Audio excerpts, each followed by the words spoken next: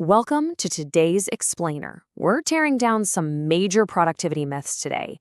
Have you ever felt completely overwhelmed by just the sheer amount of self-improvement advice out there? The endless hustle culture stuff? Well, you're definitely not alone. Today, we're diving into a genuinely fascinating self-help experiment conducted by Jack Ma. He actually put all this ultimate hustle culture advice to the test for 7 straight days. We're going to see what actually works and what is just total noise. Get ready because the results are literally going to change how you structure your day. So, Jack Ma tested exactly 7 habits. But here's the hook, and it's a big one.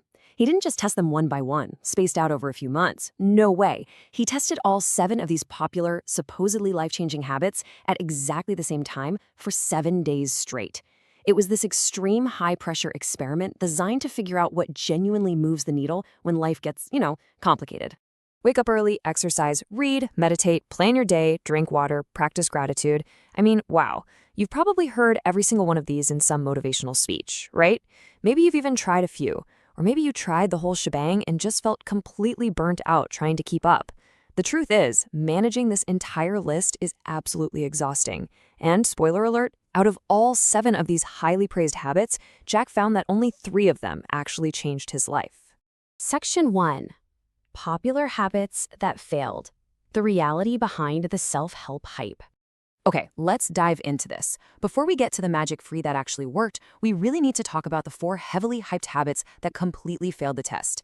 And hey, knowing what to let go of, that's not laziness, that's wisdom. So, first up, the legendary 5 a.m. wake-up call.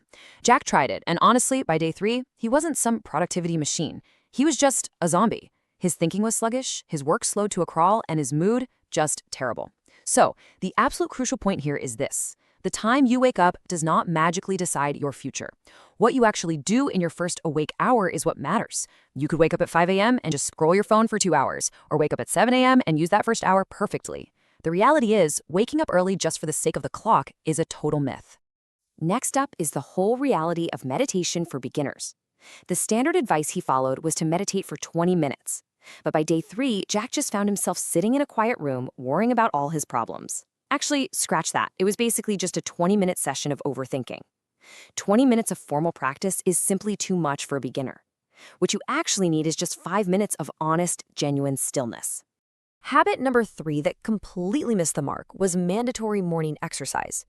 Look, for a lot of regular folks, doing a heavy workout right before work simply drains the critical energy you actually need for the day's most important tasks. Jack found that his afternoon energy was just completely wiped out. So instead of blindly following some video's advice to sweat at the crack of dawn, you really need to find the time that works for your own body's energy levels. For him, evening exercise ended up being way, way better. The 4th failed habit, writing a 10-item gratitude list every single morning. Very quickly, this just devolved into writing down the exact same things over and over again. Family, health, food, roof. It became this empty, mechanical checkbox, and this brilliantly illustrates a really deep truth. Real gratitude is a feeling. It's not a list. You simply cannot force a feeling with a pen at 6 in the morning just because some routine told you to do it. Section 2. The morning compass. Habit 1. The one question. So what does this all mean? If those standard pillars of self-help completely failed, what actually worked? Let's move to the 3 habits that survived the experiment and changed everything. Starting with habit 1. Every morning, before touching absolutely anything else, you ask yourself this single, powerful question. What is the one thing I must finish today so that tonight I can sleep feeling good? Not a massive to-do list, not some complicated, color-coded schedule, just one thing. Jack literally wrote this down on a piece of paper and put it right where he could see it. And for the rest of the day, that paper acted like a compass against every single distraction. Whenever something new popped up, the filter was incredibly simple. Does this help my one thing or not? By day 3 of using this morning compass, the most important work was literally being finished before lunch. Think about how rare that actually is. Most of us finish our easiest work, our quickest work, or whatever is screaming the loudest first, and we leave the truly important things totally untouched. This simple 2-minute habit completely changed how every single hour of the day was used. It basically ensured that focus was applied to the right thing, not just anything. Section 3. The phone away hour. Habit 2. Reclaiming your mind. And this brings us to the second successful habit. It involves taking your smartphone and placing it in a completely different room for exactly 1 hour, at the same time, every single day. Not face down on your desk, not on silent in your pocket, literally in another room. You see, we tend to think of our phones as tools, but they're actually more like doors. Every time you open that door, it's like 100 uninvited people walk straight into your mind. Your boss, your friend, the daily news, some stranger's completely random opinion. They all just barge into your head, leaving absolutely no space for your own thinking or your own work. By putting the phone in another room, you are firmly, definitively closing that door. The data from the experiment speaks for itself here. The amount of real, deep, focused work accomplished in that single phone-free hour vastly outperformed the work done in the previous 3 standard, totally distracted hours combined. I mean, the first day you might feel a little nervous, right? Like you're missing something super important. But when that hour ends, you'll realize the world didn't stop turning, but your work, it improved exponentially. Let's look at how this really reframes our understanding of modern work. Closing that digital door absolutely forces you to transition from being busy to being productive. And trust me, there is a massive difference. Busy just means you did many things, and usually that just means reacting to other people's noise. Productive means you did the right thing. Reclaiming your mind for just 1 hour a day pretty much guarantees you spend at least some of your time being genuinely productive. Section 4. The Evening Teacher. Habit 3. The 2-minute review. This final habit happens at the very end of the day, and honestly, it's the one that surprised Jack Ma the most. It's perfectly designed to stop you from repeating the same frustrating mistakes on Tuesday that you just made on Monday. Every evening, you ask yourself 2 simple questions. Question 1. What is one thing I did today that I am genuinely proud of? Now, this doesn't need to be some massive world-changing achievement, okay? It can be as simple as, I focused for an hour, or I finally said no to that meeting that was definitely going to waste my time, or even just, I drank an extra glass of water. You're just acknowledging one single positive win. And then, question 2, what is one small thing I want to do better tomorrow?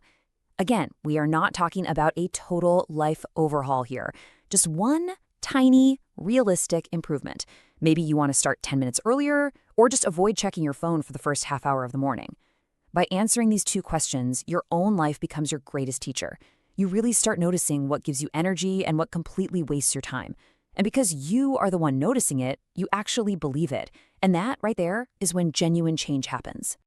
Section 5. Your new daily system. A low-barrier routine that actually works. So, how do these 3 distinct habits connect? Well, they aren't just random, isolated tips. They actually form a complete, cohesive, and incredibly low-barrier daily system that covers your entire day without totally exhausting you. Let's walk through this timeline together. Your new routine basically looks like this. 2 minutes in the morning to ask the one question and set your compass. Then, 1 hour during the day of deep focus with your phone in a completely different room. And finally, 2 minutes in the evening to review your wins and target one small improvement for tomorrow. That is it, the whole shebang. You absolutely don't need a painful 5 a.m. alarm or a forced 20-minute meditation to completely transform how your day operates. So here is the direct challenge for you straight from this experiment. You can start this low-friction system immediately, like today. Tonight, right before you go to sleep, grab a piece of paper and ask yourself those 2 evening questions. Then, tomorrow morning, before you touch your phone or even think about checking your email, ask yourself the one morning question. Just commit to those 2 tiny moments. If you do this consistently, your days are going to begin to feel quietly, but genuinely different. We're going to leave you with this really powerful thought from Jack Ma. Today is hard, tomorrow is harder, but the day after tomorrow is beautiful. You know, most people just give up on tomorrow. But with this incredibly simple 3-habit system, you finally have the tools to keep going. So before we sign off today, I'll ask you right now, what is the one thing you must finish today? Really think about it.